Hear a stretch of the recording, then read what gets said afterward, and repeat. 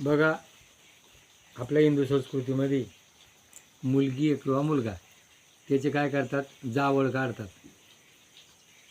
आजही परंपरा आहे.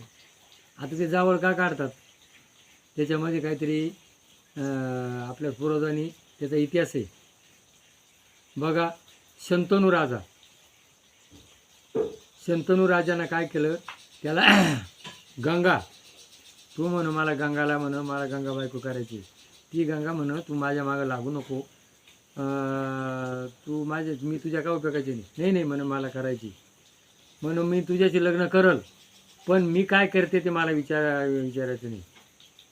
कबूल झाला. बघा, आजही परंपरा चालू आहे.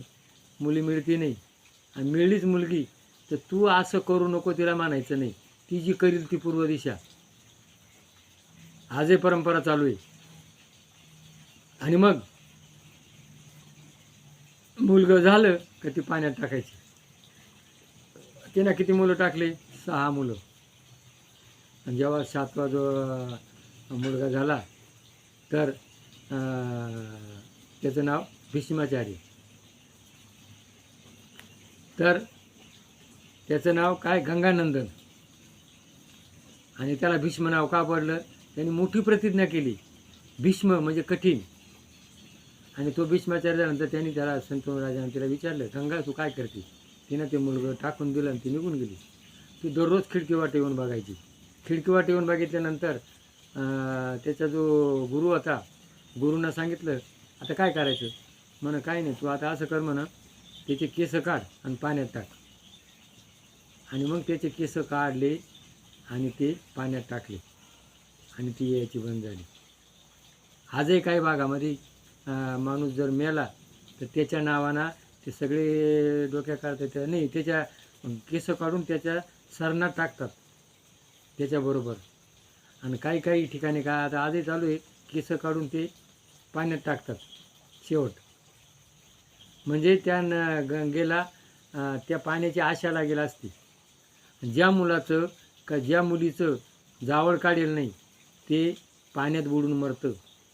म्हणून आपले लोक देवीच्या ठिकाणी, देवाच्या ठिकाणी, कुळदेवा ठिकाणी आजही जावळाची प्रथा आहे. ही जावळाची प्रथा आजही चालू आहे आपल्या हिंदू समाजामध्ये. आणि ते जावळ काढून टाकायचं आणि या आपल्या त्या पाण्याला, म्हणून गंगेचे, यमुनेचे, गोदावरी, नर्मदा, सिंधू, कावेरी जले स्मित महेंद्र करू. पाणी हे जीवन आहे. आणि आपल्या शरीरामध्ये किती पाणी आहे? 70% पाणी. आणि पाण्याशिवाय वनस्पती जगू शकत नाही, माणूसही जगत नाही. पाणी आहे तर जीवन आहे. पाणी कसं आहे? निर्मळ आहे, वाहतं पाणी चांगलं असतं.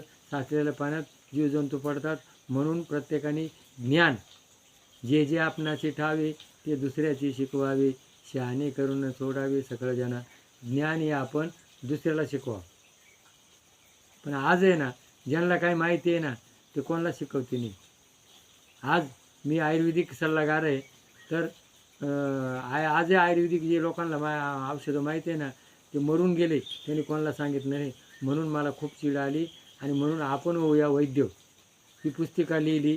आणि आजही मी लोकांना हे असं औषध आहे, असं करा आजही सांगतो.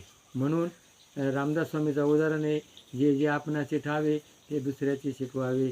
शहाणे करून सोडावे सकळ जना. तर पाण्यापाशी भेदभाव नाही.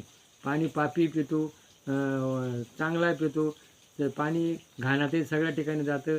हवेपती समानता आहे, सूर्यापाशी समानता आहे. आणि ही समानता आपण ध्यानात धरून ही जी परंपरा आहे ही आपण करू. जय भैरवनाथ महाराज की जय.